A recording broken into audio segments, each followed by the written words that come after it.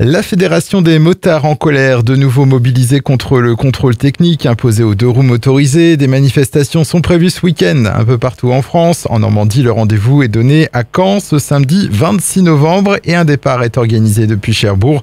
Le rendez-vous est fixé à 10h sur le parking du centre commercial de la Glacerie. Et pour en parler, je suis en ligne avec Paul Davy, le chargé de communication de la FFMC 50. Bonjour. Oui, bonjour, merci de m'accueillir. Alors c'est donc de nouveau le contrôle technique qui est à l'origine de votre mouvement du week-end prochain. Est-ce que déjà on peut faire un rappel de la situation? Oui, écoutez, c'est une affaire qu'on pensait bien régler de façon définitive puisque le décret d'abrogation de ce projet avait été pris en juillet 2022 et qu'il était annoncé comme définitif. En fait, c'est un serpent de mer qui n'arrête pas de revenir à la surface. Vous savez que ça a commencé par un cafouillage en août 2021 où un décret de mise en place du contrôle technique a été publié, contredit et suspendu le lendemain même par le président de la République.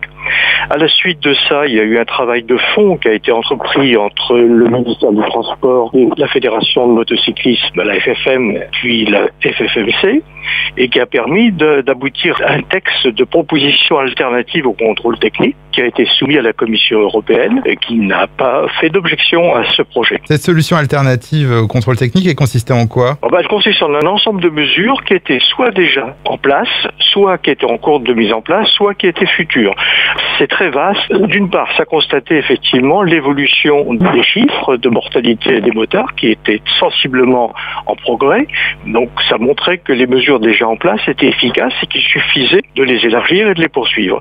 Donc ça couvrait un peu tous les aspects des infrastructures, de la formation, de la sensibilisation, de l'accroissement des conditions d'obtention du permis moto, les dispositifs de protection individuelle, etc.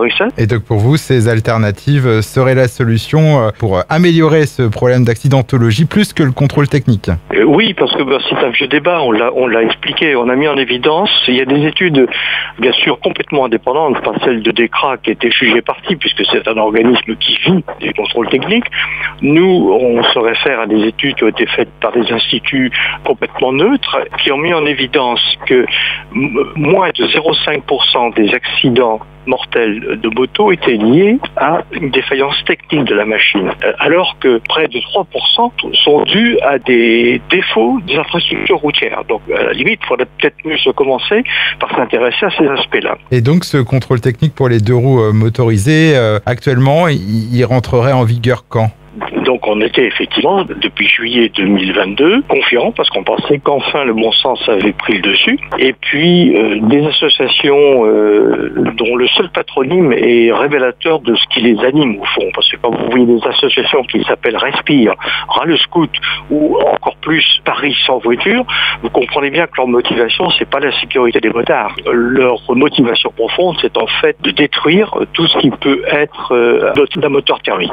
Alors ces gens-là qui manquent pas de moyens et qui sont bien placés parce que ce sont des associations parisianistes, ont entrepris une action auprès du Conseil d'État et ils ont obtenu que le Conseil d'État se prononce en déclarant que le décret d'abrogation pris par le gouvernement français était illégal. Alors ce qui est surprenant, d'ailleurs, c'est que le Conseil d'État motive sa décision en disant que les propositions alternatives ne seraient pas efficaces. Je ne vois pas au nom de quelles compétences ils peuvent dire ça, alors que tous les chiffres prouvent le contraire, et qu'elles n'apporteraient pas un progrès significatif en termes de lutte contre la pollution. Ce qu'il faut. Donc, si vous voulez, c'est un jugement qu'on ne comprend pas du tout, dont on soupçonne qu'il est le résultat d'une forme de guéguerre dont on ne connaît pas les racines entre le gouvernement et le Conseil d'État. On ne sait pas quel compte il règle. Toujours est-il que nous, on ne veut pas être les victimes expiatoires de cette guéguerre, ni la cible de ces associations qui ont encore une fois que comme motivation la disparition des engins à moteur thermique. Alors donc en Normandie, les différentes antennes de la FFMC ont prévu de se réunir à Caen, donc c'est ce samedi 26 novembre. Donc vous organisez un départ depuis Cherbourg, comment ça va se dérouler? Alors nous organisons un départ depuis Cherbourg, donc à 10h au centre commercial de la Glacerie. On se donne un peu de temps, de manière à être à 11h sur l'aire de repos de Canty. Ce qui nous permettra à ce moment-là d'être rejoints par les motards de la Manche, mais qui viennent plutôt du centre ou d'ici de la Manche. Et on rejoindra la manifestation prévue à Caen, par lequel se retrouveront les motards de la Seine-Maritime, de l'Eure, de l'Orne, du Calvados et de la Manche. Donc ça devrait être une affluence assez considérable. Merci Paul Davy. On rappelle que vous êtes le chargé de communication à la FFMC 50.